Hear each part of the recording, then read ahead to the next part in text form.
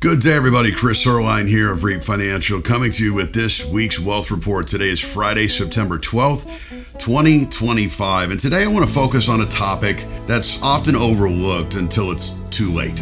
And that's your family's estate plan. And I know this isn't the most exciting subject to think about, but here's the truth. Estate planning isn't just about end-of-life decisions. It's really more about protecting your wealth, protecting your loved ones, and ensuring your wishes are carried out exactly the way you want them to be. So today I want to walk you through what's called an estate planning check-in. And I just want you to think of this as a reminder that your estate plan is a living document. It's a living plan, and it needs attention just like any other part of your financial life. And the reason I'm going this direction today is, let me tell you what a common meeting looks like in our office. 9 out of 10 times when the conversation of estate planning comes up, the answer is generally, well, I've been meaning to get around to it, or we haven't done it in 30 years, or Chris, we talked about doing it last year and just stuff got busy. And so again, I get it. Things are busy. This oftentimes is not the priority, but let's just start with the basics here, okay? Estate planning is not just for the ultra wealthy. A lot of people think that. Whether you've got a business, whether you manage your investments, whether we manage your investments, it's all about building a wall around your wealth. And without a plan, or with an outdated one, the state decides who gets what. And that process can be expensive, it can be time consuming, it can be emotionally draining for the ones you love. And so there's a lot of reasons we want to see your estate in order.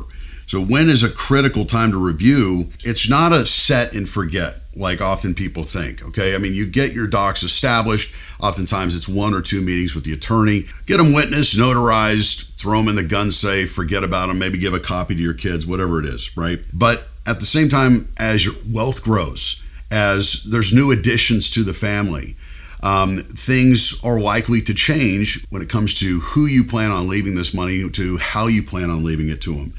Now, here's a critical point. Estate planning is not just a set and forget. Life changes. You may have additions to your family. Tax laws are going to change. And all these type of things should prompt you to revisit your plan over the years. I tell our clients at minimum you should review your estate plan at least every 3 to 5 years. But also anytime you hit a major life milestone, marriage, divorce, birth of a grandchild, selling a business, inheriting property. If it's been a decade or two since you last looked at yours, that's likely a major red flag. Another misconception is that a will is enough. And I run into this idea all the time. And in many cases, it's not. A will only takes effect after you pass away, but it doesn't address what happens if you're incapacitated. It doesn't protect your assets from probate, and it doesn't spell out medical wishes. That's why the most comprehensive estate plans also include living trust, durable power of attorneys, and advanced healthcare directives. These are the documents that speak for you if you're unable to speak for yourself. Another thing that slips through the cracks too often is your beneficiaries. When you think about life insurance policies, retirement accounts, maybe you have annuities, even certain types of bank accounts all require named beneficiaries. But here's the problem. The beneficiary designation on those accounts override what's written in your will or trust. I can't tell you how many times I've seen people leave an ex-spouse or a deceased relative, or sometimes no one's listed at all as the beneficiary, simply because they haven't updated their paperwork in years. So if you think you've got an account kind of hanging out there, here's your action item. Pull out those account statements, double check your named beneficiaries still match your intentions today. Now, a really common one that we see is that you established your will, maybe your trust, 20, 30 years ago, right? The kids were young, you were going on a vacation, you want to make sure you had your affairs in order. And now fast forward, time moves quick, right? If your estate plan was created 15 or 20 years ago, think about how much has likely changed since then. Not just your wealth, but tax laws are dramatically different today than they were 20 years ago. You may, as I mentioned, be in a different financial position. The needs of your heirs may have changed. Technology and digital assets, things like online bank accounts, subscriptions, and even cryptocurrency, they may have not been addressed in your current plan.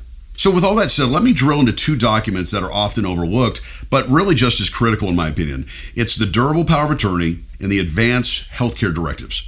So what are these documents? A durable power of attorney makes sure someone you trust can step in to manage your financial affairs if you're incapacitated. Believe it or not, without one, your loved ones may have to go through court proceedings just to access your accounts to pay bills.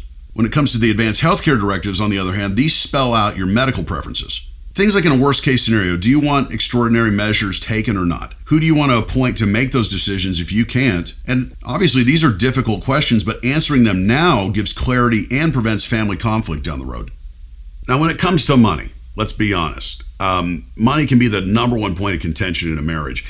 And you need to ask yourself, are you aligned with your spouse? Another overlooked part of estate planning is alignment with your partner. You'd be surprised how often couples assume that they're on the same page, only to realize later that they had very different ideas about their wishes, their legacy, or who should inherit what. Having that candid conversation with your spouse now can help prevent frustration, confusion, and disagreement later. And finally, estate planning doesn't end when you sign the documents. One of the most important but uncomfortable steps is communicating your intentions to your heirs sometimes. Too often, family conflict arises not because of estate documents, but because heirs were left in the dark. Being transparent with your children, your grandchildren, or other heirs about your decisions, talking through the reasoning behind them, and what you've outlined in your plan helps keep everybody on the same page. As you can see, proper estate planning is just as much about building a wall around your wealth to protect the wealth, but also to protect your family and your legacy. So in closing here, as I've been talking about these estate planning issues, ask yourself a few questions today. 1, do you have a comprehensive plan, not just a will? Number 2, have you updated your beneficiaries recently? 3, does your plan reflect your current wishes, tax laws, and family needs? Number 4, have you set up a durable power of attorney and healthcare directives? Number 5, am I aligned with my spouse? And finally, when is the last time you had an honest conversation with your family about what's in place? At Reap Financial, we have a vetted team of trusted attorneys that we'd be happy to connect you with if you're in need of revising your documents, establishing them all together. Don't hesitate to reach out to your advisor and have this conversation. As always, we appreciate your continued confidence as we head into fall here.